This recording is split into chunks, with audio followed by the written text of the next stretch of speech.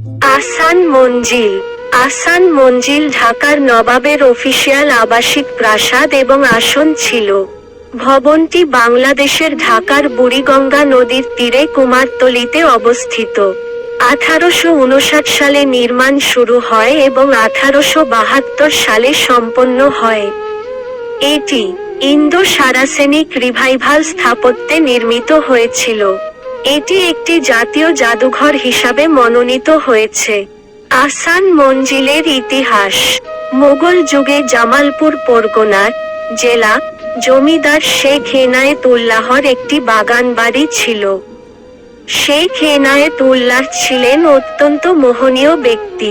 তিনি কুমোরটুলি একটি খুব বড় এলাকা অধিগ্রহণ করেন এবং এটিকে তার বাগান বাড়িতে অন্তর্ভুক্ত করেন।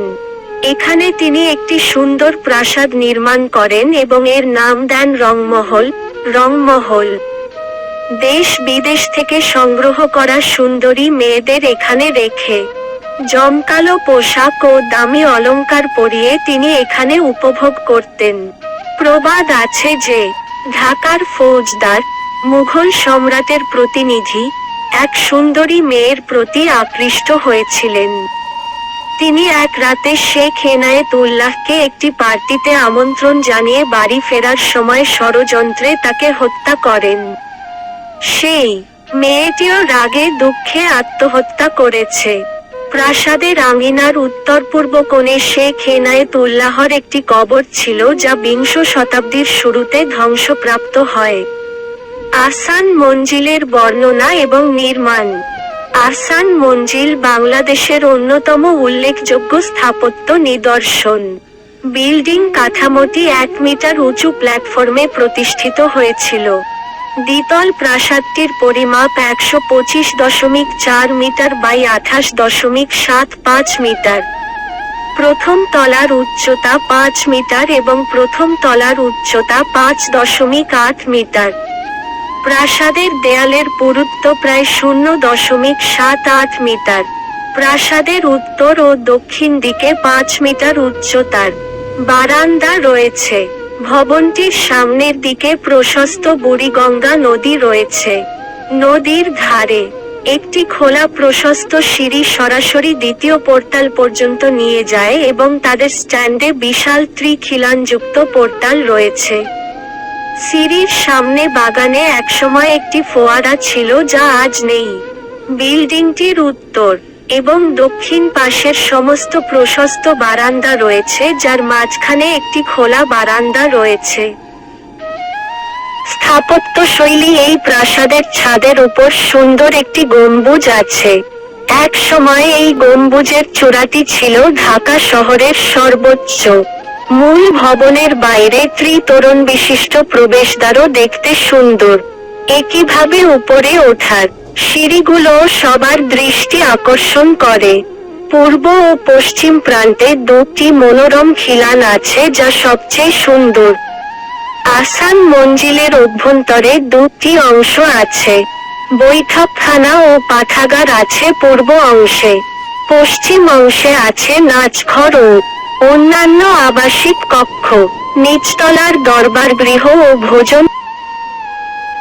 সংক্ষেপে আহসান মঞ্জিলের ইতিহাস। 1720 বর্তমান আহসান মঞ্জিল এলাকায় মোগল জমিদার শেখ ইনায়েতুল্লাহর বাগানবাড়ি ছিল। 1740 ফরাসি বণিকগণ শেখ ইনায়েতুল্লাহর পুত্র শেখ মতিউল্লাহর নিকট থেকে এখানে বাণিজ্য কুঠি তৈরি করে। 1757 পলাশির যুদ্ধের পর উক্ত ফরাসি কুঠিটি ইংরেজদের নিয়ন্ত্রণে চলে যায় এবং পরে তা ফেরত দেওয়া হয়। 1830 খাজা আলিমুল্লাহ ফরাসিদের নিকট থেকে কুঠি বাড়িটি ক্রয়পূর্বক নিজের বাসভবনোপযোগী করে সংস্কার করেন। 1859 নওয়াব আব্দুল গনি ফরাসি কুঠির পূর্ব পার্শ্বে নতুন প্রাসাদ নির্মাণ শুরু করেন, যা 1862 সালে শেষ হয় এবং তিনি তার পুত্র খাজা আহসানুল্লাহর নামে নামকরণ করেন আহসান মঞ্জিল। 7 এপ্রিল 1888 প্রবল টর্নেডোর আঘাতে আহসান মঞ্জিলের বোঝাপক ক্ষতি হয়। নওয়াব আহসানুল্লাহ সংস্কার ও উন্নয়ন করেন। এই সময় রংমহলের উপরে সুদৃশ্য গম্বুজটি সংযোজন করা হয়। 12ই জুন 1897 ভয়াবহ ভূমিকম্পে আহসান মঞ্জিলের কিছু ক্ষয়ক্ষতি হয় এবং নওয়াব আহসানুল্লাহ মেরামত করেন। 18-19 ফেব্রুয়ারি 1904 ভাইসরয় লর্ড কার্জন বঙ্গ বিভাগের পক্ষে জনমত গঠনের লক্ষ্যে পূর্ববঙ্গ সফরে এসে আহসান মঞ্জিলে নবাব সলিমুল্লাহ অতিথি হিসেবে অবস্থান করেন। 3রা মার্চ 1920 কেন্দ্রীয় খেলাফত কমিটির নেতা মৌলানা শওকত আলী ও মাওলানা আব্দুল কালাম আজাদের উপস্থিতিতে নবাব হাবিবুল্লাহ আহসান মঞ্জিল প্রাঙ্গণে এক বিরাট সভা করেন।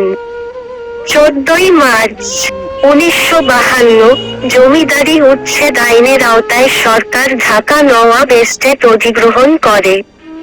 তবে আহসান মঞ্জিল সহ নওয়াব বাগানবাড়িগুলো অধিগ্রহণের বাইরে থাকে।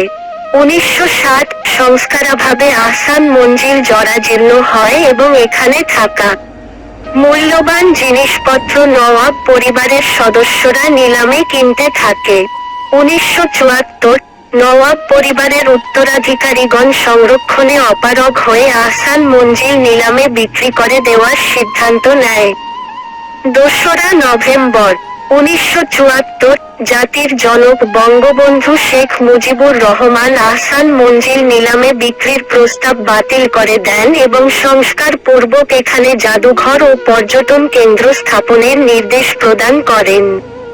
3রা নভেম্বর 1985 সরকার সামরিক বিধি জারির মাধ্যমে আহসান মঞ্জিল প্রাসাদ ও তৎসংলগ্ন 5.65 একর সম্পত্তি অধিগ্রহণ করে, যার মধ্যে 4.96 একর জাদুঘরকে দেওয়া হয়। 3রা মার্চ 1986 সংস্কৃতি বিষয়ক মন্ত্রণালয় আহসান মঞ্জিল বাস্তবায়নের সার্বিক দায়িত্ব বাংলাদেশ জাতীয় জাদুঘরকে দেয়। তবে ভবনাদি সংস্কারের কাজ গণপূর্ত অধিদপ্তর করবে বলে জানানো হয়। 20শে সেপ্টেম্বর 1992 প্রথম পর্যায়ের উন্নয়ন ও সংস্কার কাজ শেষে আহসান মঞ্জিল জাদুঘর দর্শকদের জন্য খুলে দেন তৎকালীন প্রধানমন্ত্রী বেগম খালেদা জিয়া। 1994 প্রথম পর্যায়ের সংস্কারের পর বিদ্যমান অবকাঠামোগত ত্রুটি বিচ্যুতিমুক্ত করার লক্ষ্যে সরকার উচ্চ পর্যায়ের একটি কমিটি গঠন করে। 1998 কমিটির সুপারিশমতো ত্রুটিমুক্ত করার জন্য দ্বিতীয় পর্যায়ের সংস্কার উন্নয়ন কাজে গণপূর্ত অধিদপ্তরকে সম্পৃক্ত করা হয়। 2005-2006 দ্বিতীয় পর্যায়ের সংস্কার কাজ শুরু হয় এবং আংশিক কাজ বাকি রেখে 2006 সালে তা শেষ হয়। 2008 অসমাপ্ত কাজ কর্মসূচির মাধ্যমে রাজস্ব খাত থেকে সমাপ্ত করার এবং সংস্কারকৃত কক্ষগুলোতে গ্যালারি চালুর সিদ্ধান্ত। 13ই নভেম্বর 2010 সংস্কারকৃত গ্যালারি উদ্বোধন করেন সংস্কৃতি বিষয়ক মন্ত্রণালয়ের মাননীয় মন্ত্রী জনাব আবুল কালাম আজাদ।